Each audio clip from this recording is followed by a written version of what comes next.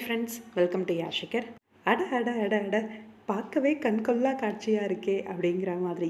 S, நம்மளோட விஜயாவும் மீனாவுமா இது அப்படின்ட்டு ஒரு பக்கம் எனக்கே பார்த்து ஷாக் ஆகிடுச்சு.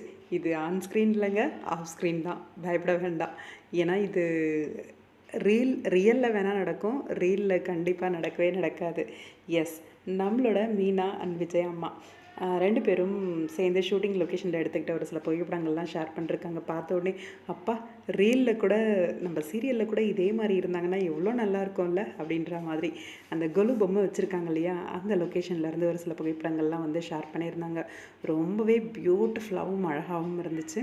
நம்ம மீனாவும் விஜயம்மாவும் இப்படி ஒரு அம்மா மகள் மாதிரி ஒரு பாண்டிங்கோட அந்த ஃபோட்டோஸ் எல்லாம் பார்க்கும்போது நம்மளுக்கே நம்ம கண்ணே பற்றும் போல் இருந்துச்சு. அவ்வளோ அழகாக இருந்தது.